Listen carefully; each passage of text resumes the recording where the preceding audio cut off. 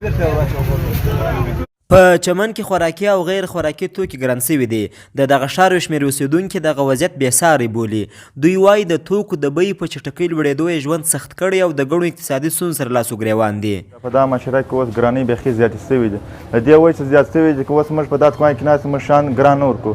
د لوړه سره پر موږ ګران شوي دي، ولې موږ مجبور یو چې موږ په دا ریټو ورکړو.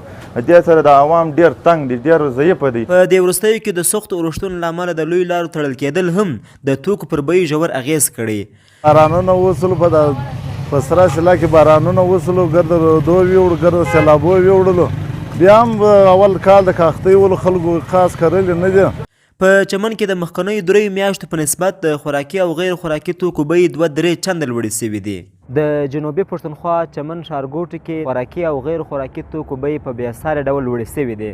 د دې ترڅنګ پټرول هم په ګرانه بیه پلورل کیږي او د هوا په سړېدو سره په دغه ښار کې سون توکي هم ورځ تر بلې ګرانېږي. خلک یې د ګڼو ستونزو سره مخ کړي دي. د دغه ښار خلک د دولت څخه غوښتنه کوي چې د دوی په ښار کې دي د توکو په ځانګړې توګه د خوراکي توکو بیې کښته کړي. په نړیوال بازار کې د ډالر کښته پورته کېدل، د اورښتونو له امله د لویو لارو تړل کېدل او په عمومي ډول په نړۍ کې د بېلابېلو دلیلونو له امله د ګرانۍ د څپو راتلل په چمن کې هم د هر څه بیې لوړې کړي دي. که دولت او تجاران د خلکو حالت ته په کتو د خوراکي او غیر خوراکي توکو بیې کښته نه کړي، هغه ورځ لرې نه ده چې د یاد ښار خلک به د لوږې له خطر سره مخامخ سي. سمیع الله غفران، جنوبي پښتونخوا.